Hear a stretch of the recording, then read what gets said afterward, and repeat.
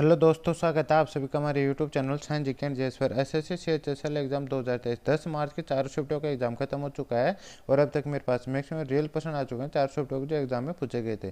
तो शुरू करते हैं आज का वीडियो। देखते हैं आज के चार शिफ्टों में किस प्रकार के क्वेश्चन पूछे गए हैं जीके एंड जेएस के। शुरू करने से पहले यदि आप चैनल पर नए हो तो चैनल को सब्सक्राइब कर बेल आइकन ऑन कर लेना सभी शिफ्टों का रियल एनालिसिस देखने के लिए। गाइस अपन शिफ्ट वाइज चलेंगे। सबसे पहले फर्स्ट शिफ्ट, फिर सेकंड शिफ्ट, फिर थर्ड शिफ्ट और फिर फोर्थ शिफ्ट का एनालिसिस देखेंगे। यदि आपको कोई से शिफ्टों में एग्जाम है तो आपको कोई भी परेशानी नहीं होगी आपको क्वेश्चन मैच कराने में, क्योंकि मैंने सभी को इस प्रकार यहाँ पे शो करके मतलब बता रखा है कि कहाँ से किस शिफ्ट के क्वेश्चन है। और आपको पीडीएफ भी इसका मिल जाएगा डिस्क्रिप्शन में। टेलीग्राम चैनल का लिंक दे रखा है, उसको ज्वाइन कर लीजिए आप, उस पर आपको इसका पीडीएफ मिल जाएगा। और तो गाइस शुरू करते हैं आज के फर्स्ट शिफ्ट और देखते हैं फर्स्ट शिफ्ट में किस प्रकार क्वेश्चन पूछे गए हैं जीके एंड जेएस के। तो आज का फर्स्ट प्रश्न है जो फर्स्ट शिफ्ट में पूछा गया था, खेलो इंडिया यूथ गेम्स में हरियाणा ने कितने पदक जीते थे। तो गाइस हरियाणा ने 128 पदक जीते थे। तो 128 पदकों के साथ हरियाणा इसमें सेकंड स्थान पर रहा था। और इसके बाद फर्स्ट स्थान पर कौन रहा था, महाराष्ट्र रहा था 161 पदकों के साथ। तो ये भी आपको ध्यान रखना है। और इसमें बात करें तो मध्य प्रदेश ने कितने पदक जीते थे, तो मध्य प्रदेश 96 पदक जीते थे, राजस्थान 48 पदक जीते थे और दिल्ली ने 64 पदक जीते थे। तो ये भी आपको ध्यान रखना है। इस बार नेक्स्ट क्वेश्चन पूछा गया था, पांड्य वंश की राजधानी कौन सी थी। तो कहीं मदुरै थी पांड्य वंश की राजधानी, तो मदुरै इसका राइट आंसर हो जाएगा। इस बार नेक्स्ट क्वेश्चन पूछा गया था, यूआरएल की फुल फॉर्म क्या होती है। यूनिफॉर्म रिसोर्स लोकेटर इसकी फुल फॉर्म होती है, ये इसका राइट आंसर हो जाएगा। इसमें नेक्स्ट क्वेश्चन है, मोहिनीअट्टम किस राज्य का शास्त्रीय नृत्य है। तो भाई केरल का शास्त्रीय नृत्य है, तो केरल इसका राइट आंसर हो जाएगा।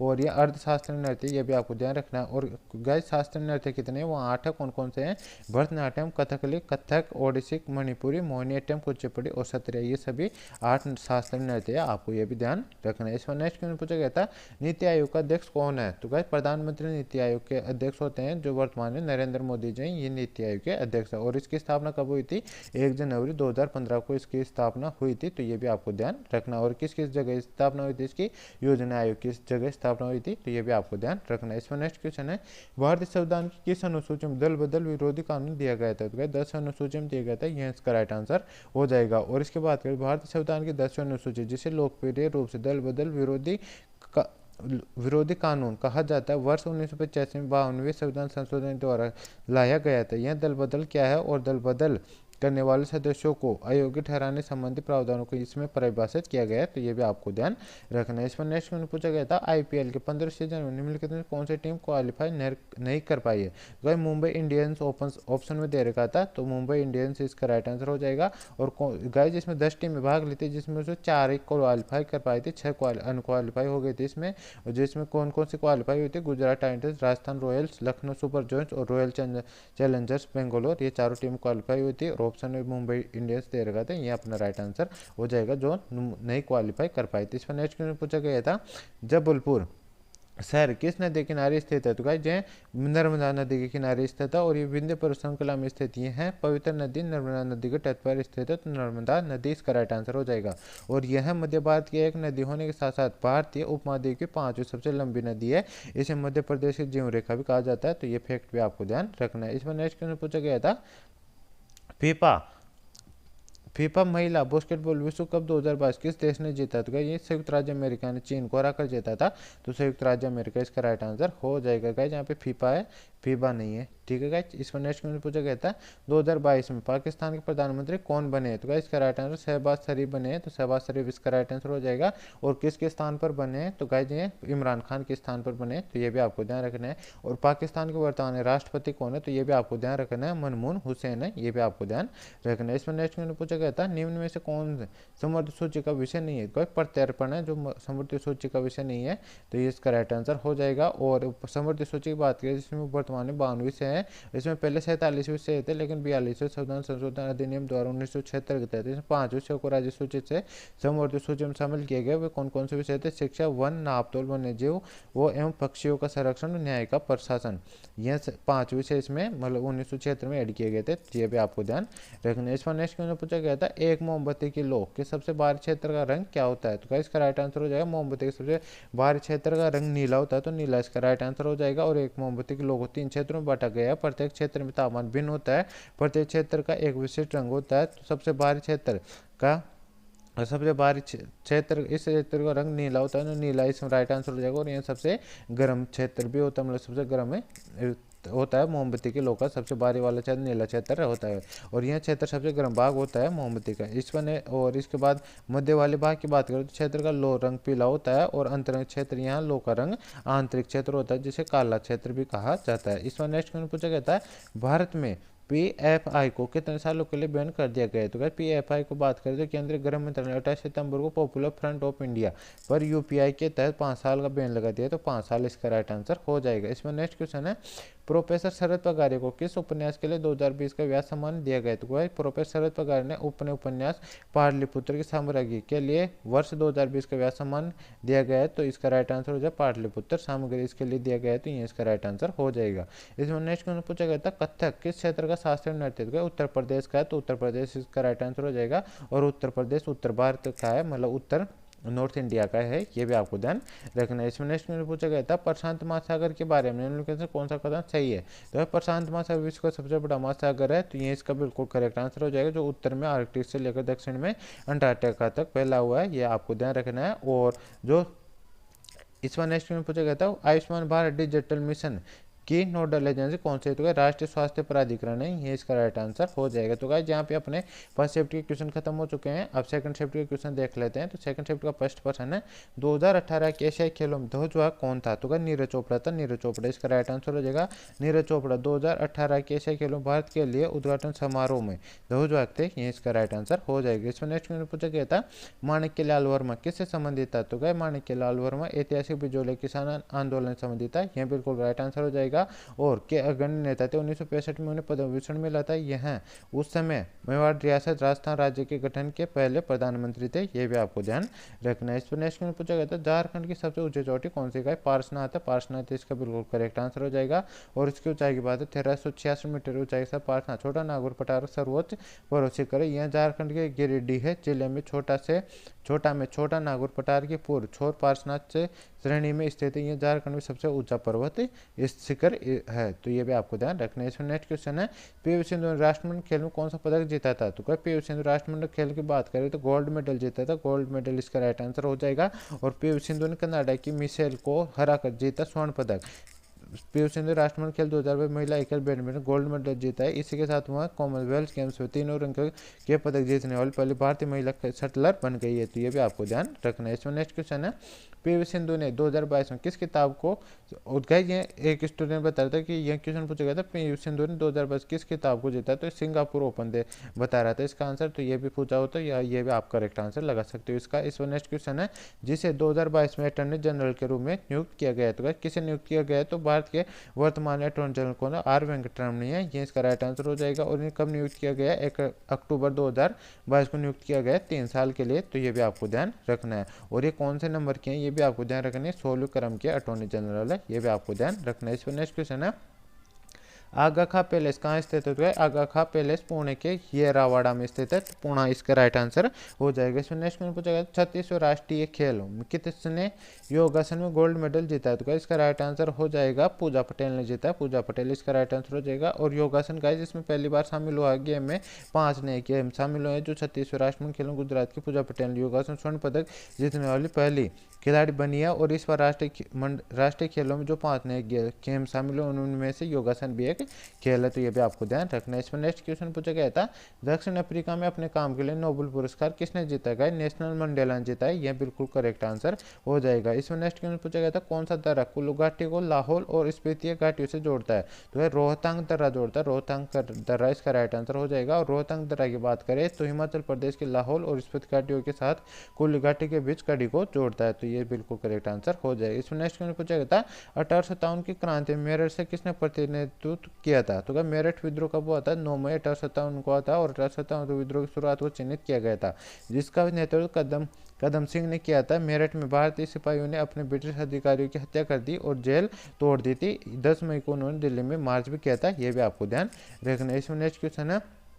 दिल्ली सल्तनत की पहली महिला शासिका कौन थी? तो भाई रजिया सुल्तान थी। रजिया सुल्तान या रजिया सुल्ताना के नाम से भी इन्हें जाना जाता था और वे भारतीय इतिहास में दिल्ली सल्तनत की पहली महिला मुस्लिम शासिका थी। और गाय इन्होंने कब से दिल्ली सल्तनत पर शासन किया था, कब से कब तक? तो 1236 से लेकर 1240 तक इन्होंने 4 साल तक शासन किया था।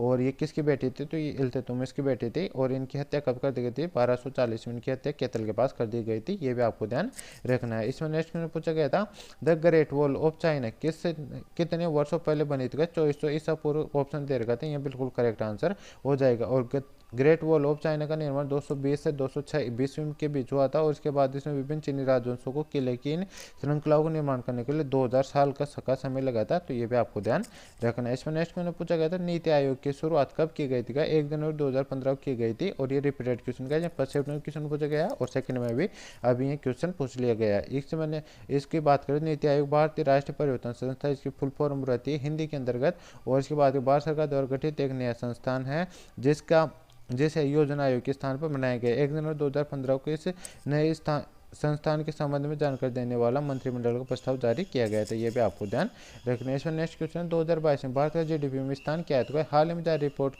Report GDP growth by country 2022 के अनुसार भारत की जीडीपी दुनिया की 5वीं सबसे बड़ी जीडीपी बन गई है, जो किसको पछाड़कर बन गई है?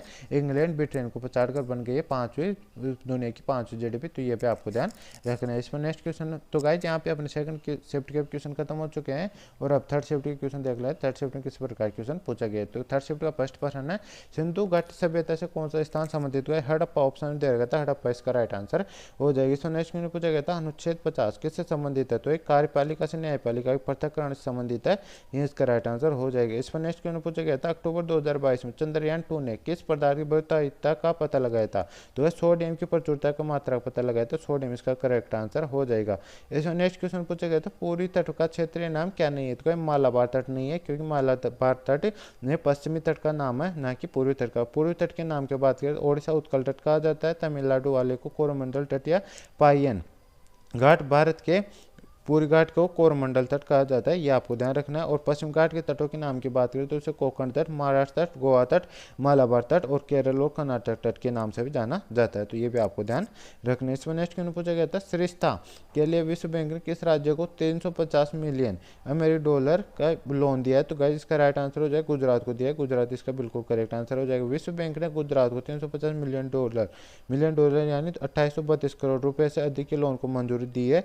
राज्य सरकार इसे सार्वजनिक स्वास्थ्य सेवाओं को बेहतर बनाने लड़कियों और रोग निगरानी पर खर्च करेगी, ये भी आपको ध्यान रखना है। इसमें नेक्स्ट क्वेश्चन है निम्न खालिस्तान प्राचीन मार्शल आर्ट है तो वह कौन सा है? तो कलरी पयट्टू, यह सबसे प्राचीन मार्शल आर्ट है, तो इसका राइट आंसर हो जाएगा कलरी पयट्टू। और भारतीय मार्शल आर्ट है यह, जिसकी उत्पत्ति केरल में हुई थी। इसे भारत के अलावा दुनिया के सबसे पुराने मार्शल आर्ट्स में से एक माना जाता है। काफी लोगों का मानना है कि कलरी पयट्टू दुनिया के सभी मार्शल आर्ट्स की जननी है, ये भी आपको ध्यान रखना है। इसमें नेक्स्ट क्वेश्चन पूछा गया था एमपीआई के अनुसार विश्व में सबसे गरीब लोग किस देश में रहते हैं? दुनिया में सबसे ज्यादा 22.8 करोड़ गरीब भारत में है, तो भारत इसका राइट आंसर हो जाएगा। इसके बाद नाइजीरिया का स्थान आता है जो 9.6 करोड़ के साथ सेकंड स्थान पर है। और इनमें से 2/3 लोग ऐसे घरों में रहते हैं जिनमें कम से कम एक व्यक्ति पोषण से वंचित रहता है, ये भी आपको ध्यान रखना है। इसमें नेक्स्ट क्वेश्चन पूछा गया था अजीम खुमार की नियुक्ति किसके द्वारा की गई थी? सुल्तान मोहम्मद तुगलक के द्वारा की गई थी, ये इसका राइट आंसर हो जाएगा। और ये कौन था? ये शराब बनाने वाला और बेचने वाला व्यक्ति था, ये भी आपको ध्यान रखना। और फिरोज हज्जाम नामक नाई की नियुक्ति भी इसने की थी। मनका तब्बाक नामक बावर्ची की और लड़ा तथा पीरा नामक मालियों को उच्च प्रशासनिक पद पर इसने किसने बैठाया था? सुल्तान मोहम्मद तुगलक ने बैठाया था, तो ये इसका राइट आंसर हो जाएगा।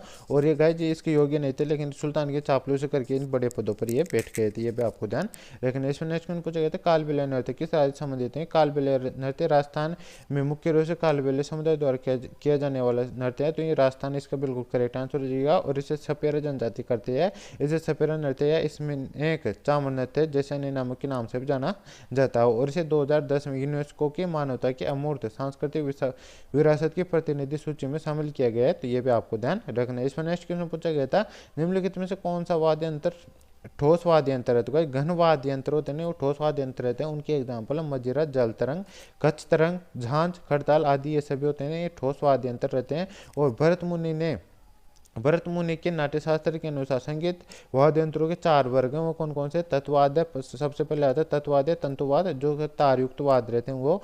सेकंड आता है अवनुतवाद जो ढोल है नगाड़े आते हैं इसमें। और घनवाद आते हैं जो घंटी है झांझ और खड़ताल आते हैं जो ठोस वाद भी कहलाते हैं। और फोर्थ आता है सुशिरवाद जो वायु से बजाते हैं जैसे बांसुरी वगैरह रहते हैं ना, ये सुशिरवाद के अंतर्गत आते हैं। तो ये चारों आपको ध्यान रखने। इसमें नेक्स्ट क्वेश्चन पूछा गया था डेविस कप किस खेल से संबंधित है? तो डेविस कप की बात करें, डेविस कप दुनिया भर में पुरुषों की टेनिस टीम का मुख्य कार्यक्रम है। तो टेनिस खेल इसका राइट आंसर हो जाएगा। और ये अंतर्राष्ट्रीय टेनिस महासंघ ITF और कोसमोस कोसमोस हॉलैंड द्वारा प्रशासित किया जाता है। और प्रत्येक वर्ष विरोधी देशों की टीमों के बीच नॉकआउट प्रारूप में यह खेला जाता है। तो ये भी आपको ध्यान रखना है। इसमें नेक्स्ट क्वेश्चन पूछा गया था आयुध अधिनियम किस वर्ष पारित हुआ था? तो कई आयुध अधिनियम 1959 में पारित हुआ था। तो ये इसका राइट आंसर हो जाएगा। और आयुध अधिनियम एवं आयुध नियम में संशोधन का मुख्य उद्देश्य खिलाड़ियों द्वारा रखे जा सकने वाले अमन्य युद्धों को संख्या में वृद्धि करना इसका मुख्य उद्देश्य था। तो ये भी आपको ध्यान रखना है। इसमें नेक्स्ट क्वेश्चन पूछा गया था जलदूत एप्लीकेशन क्या मापने के लिए लॉन्च किया गया? तो जलदूत ऐप लॉन्च कर दिया गया जो देश भर में गिरते भूजल के स्तर की समस्या निपटने में मदद करेगी। इसका मकसद देश के गांवों में गिरते जल स्तर का पता लगाना है जिससे पानी की समस्या को दूर किया जा सकता है भाई। जैसे पानी की समस्या मतलब भूजल की समस्या है ना जो गिर रहा है उससे निपटने के लिए इसको लॉन्च किया गया। तो ये इसका राइट आंसर हो जाएगा। इसमें नेक्स्ट क्वेश्चन पूछा गया था जापानी फॉर्मूला 1 ग्रेड प्रिक्स 2022 किसने जीता है? तो वर्स्टापेन ने जीता है। तो ये इसका राइट आंसर हो जाएगा। और इसने दूसरी बार यह फॉर्मूला जीता है। तो ये इसका राइट आंसर हो जाएगा। और किताब जीता जापानी ग्रेड प्रिक्स के रूप में इस सत्र में उनकी 12वीं जीत है। वर्स्टापेन 2 या 2 से अधिक बार विश्व चैंपियन बनने वाले 17वें खिलाड़ी हैं। ये भी आपको ध्यान रखना है। इसमें नेक्स्ट क्वेश्चन है रिवर्स रेपो रेट क्या है? तो गाइस इसका राइट आंसर हो जाएगा रिवर्स रेपो रेट वह दर है जिस पर भारतीय रिजर्व बैंक RBI कमर्शियल बैंकों को लोन देता है। यह रिवर्स रेपो रेट कहलाती है। और यह बात करें तो यह द्विमासिक बेटिंग मौद्रिक नीति समिति द्वारा तय की गई दर होती है। कमर्शियल बैंक को पैसा उधार देने का कारण यह है कि बदले में RBI उन्हें अधिशेष धन पर आकर्षक ब्याज दर देती है। रिवर्स रेपो रेट और मुद्रा आपूर्ति के बीच में अप्रत्यक्ष संबंध है। यदि रिवर्स रेपो रेट दर घटती है तो धन की आपूर्ति बढ़ जाती है। ये भी आपको ध्यान रखना है। इसमें नेक्स्ट क्वेश्चन पूछा गया था डेटा ट्रांसमिशन किस मोड से संबंधित है? भाई जब डिवाइसों के मध्य डाटा का ट्रांसमिशन दोनों दिशाओं में एक साथ ही एक समय पॉसिबल होता है तो इस ट्रांसमिशन मोड को फुल डिप्लेक्स ट्रांसमिशन मोड कहा जाता है। तो इसका राइट आंसर हो जाएगा। इसके एग्जाम्पल क्या है? टेलीफोन और मोबाइल इसके एग्जाम्पल है। तो फुल डिप्लेक्स ट्रांसमिशन मोड इसका राइट आंसर हो जाएगा। इसमें नेक्स्ट क्वेश्चन पूछा गया था पीएम जय 2018 में किस लिए शुरू की गई थी? गाइस ये योजना है यह आयुष्मान भारत योजना है या जन आरोग्य योजना प्रधानमंत्री जन आरोग्य योजना 2018 में किस लिए शुरू की गई थी? भारत सरकार ये स्वास्थ्य योजना है। तो स्वास्थ्य योजना के स्वास्थ्य के लिए शुरू की गई थी। इसका राइट आंसर हो जाएगा। और 23 सितंबर 2018 को पूरे भारत में लागू किया गया था। इस योजना 2018 के बजट में वित्त मंत्री अरुण जेटली ने इस योजना की घोषणा की। इस योजना का मुख्य उद्देश्य आर्थिक रूप से कमजोर लोगों BPL धारकों स्वास्थ्य बीमा मुहैया कराना इसका मुख्य उद्देश्य था। तो ये इसका राइट आंसर हो जाएगा। स्वास्थ्य बीमा के लिए इस योजना को लागू किया गया था। इसमें नेक्स्ट क्वेश्चन है अंबाला से सुंदरवन तक की ढाल कितना मीटर गए? उसकी ऊंचाई 264 मीटर इसका राइट आंसर हो जाएगा या 866 फीट।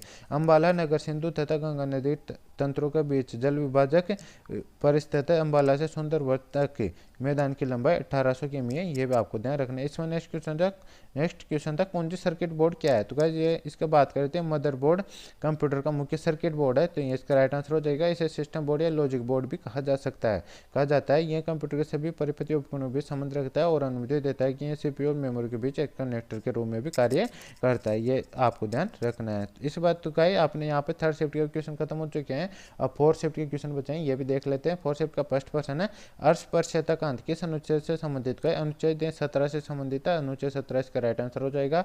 और अनुच्छेद 15 की बात करें तो ये जाति लिंग या जन्म के स्थान के आधार पर भेदभाव से संबंधित है। अनुच्छेद 16 लोक नियोजन में समान अवसर से संबंधित है। और अनुच्छेद 18 उपाधियों के अंत से संबंधित है। और अनुच्छेद 19 की बात करें तो वाक और अभिव्यक्ति स्वतंत्रता यानी प्रेस की स्वतंत्रता से संबंधित है। और गाइस किसके अंतर्गत आता है? स्पर्शकता का अंत या समानता का अधिकार अनुच्छेद 14 से लेकर 18 के अंतर्गत आता है। ये भी आपको ध्यान रखना है। इसमें नेक्स्ट क्वेश्चन पूछा गया था, राष्ट्रीय सांख्यिकी आयोग दिवस कब मनाया जाता है? 29 जून को यह मनाया जाता है, तो 29 जून इसका राइट आंसर हो जाएगा। और सांख्यिकी और आर्थिक योजना के क्षेत्र में दिवंगत प्रोफेसर और वैज्ञानिक प्रशांत चंद्र महालनोबिस के कार्यों और योगदानों के सम्मान में भारत में प्रतिवर्ष 29 जून को सांख्यिकी राष्ट्रीय सांख्यिकी आयोग दिवस मनाया जाता है। और राष्ट्रीय सांख्यिकी आयोग की स्थापना रंगराजन आयोग की सिफारिशों के आधार पर की गई थी 1 जून 2005 के एक संकल्प के माध्यम से भारत सरकार ने सांख्यिकी आयोग एनएससी की स्थापना की थी। यह भी आपको ध्यान रखना है। इस पर नेक्स्ट क्वेश्चन पूछा गया था, पिट्स इंडिया एक्ट कब पेश किया गया था? 1784 में पेश किया था। 1784 इसका राइट आंसर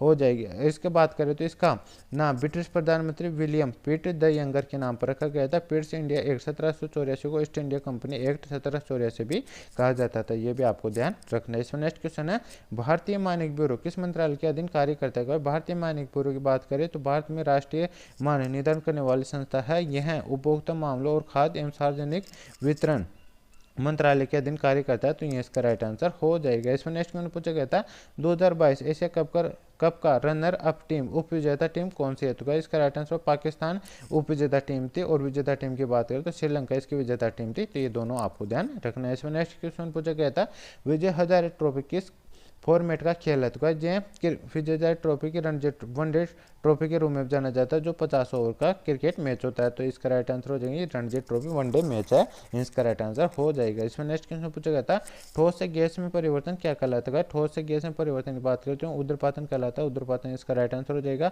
और इसके विपरीत की बात करते हैं गैस से ठोस में परिवर्तन क्या कहा जाता है? तो उसे निक्षेप कहा जाता है। ये भी आपको ध्यान रखना है। इसमें नेक्स्ट क्वेश्चन पूछा गया था, हरनाथ संधू ने 2021 में कौन सा खिताब जीता है? तो मिस यूनिवर्स का खिताब जीता है, जो मिस यूनिवर्स इसका राइट आंसर हो जाएगा। और ये भारत 21 साल बाद मिस यूनिवर्स का ताज भारत के सिर बंधा है। ये भी आपको ध्यान रखना है। और इसके बाद इससे पहले 2000 में भारत की लारा दत्ता ने मिस यूनिवर्स का खिताब अपने नाम किया था। ये भी आपको ध्यान रखना है। और 2017 में बात करें तो हरनाथ सिंधु ने मिस चंडीगढ़ का खिताब जीता था। और इस साल सितंबर में उन्हें मिस डिवा यूनिवर्स इंडिया 2021 का ताज अपने नाम किया है। ये दोनों आपको ध्यान रखना है। इसमें नेक्स्ट क्वेश्चन है, लोह स्तंभ का निर्माण किसने करवाया था? दिल्ली का लोह स्तंभ 41 सेंटीमीटर 16 इंच व्यास 7.21 मीटर 23 फीट 8 इंच ऊंची संरचना, जिसका निर्माण चंद्रगुप्त द्वितीय ने करवाया था। तो चंद्रगुप्त द्वितीय इसका राइट आंसर हो जाएगा। और इसका शासनकाल की बात है 375 415 ईसा पूर्व द्वारा किया गया था। और अब यह कुतुब परिसर में स्थित है, दिल्ली भारत महरौली में यह स्थित है। ये दोनों आपको ध्यान रखना है। इसमें नेक्स्ट क्वेश्चन है, रात में पेड़ के नीचे क्यों नहीं सोना चाहिए? तो क्या, हालांकि पेड़ों द्वारा दिन के समय ऑक्सीजन निकालते हैं और कार्बन डाइऑक्साइड सोखने की प्रक्रिया चलती रहती है, लेकिन रात के समय अधिकतर पेड़ों द्वारा कार्बन डाइऑक्साइड निकाला जाता है और ऑक्सीजन को ग्रहण किया जाता है। यही कारण है कि रात के समय पेड़ के नीचे नीचे न सोने की हिदायत दी जाती है, क्योंकि यदि अपन रात के समय पेड़ों के नीचे सोएंगे तो कार्बन डाइऑक्साइड अधिक छोड़ने की वजह से अपना दम घुट सकता है और अपनी मृत्यु भी हो सकती है मनुष्य की। इस वजह से रात में पेड़ों के नीचे नहीं सोना चाहिए। तो गाइज ये था आज के 4 चैप्टरों का full paper analysis. I hope आपको वीडियो पसंद आए। वीडियो पसंद आए तो वीडियो को लाइक करें, चैनल पर आए चैनल सब्सक्राइब कर बेल आइकन ऑन कर ले, ताकि गाइज मैं जैसे कल एग्जाम और उसका एनालिसिस लेकर आऊँगा तो उसका नोटिफिकेशन आप तक पहुँच जाए और आप सबसे पहले एनालिसिस देख सके। और यदि आपको इसका PDF चाहिए तो डिस्क्रिप्शन टेलीग्राम चैनल का लिंक दे रहेगा, उसको आप ज्वाइन कर लीजिए। उस पर आपको फ्री में टेलीग्राम चैनल पर इसका PDF मिल जाएगा। तो गाइज चैनल को सब्सक्राइब कर लेना, बेल आइकन ऑन कर लेना रियल एनालिसिस देखने के लिए। मिलते हैं नेक्स्ट वीडियो में, तब तक के लिए जय हिंद जय भारत।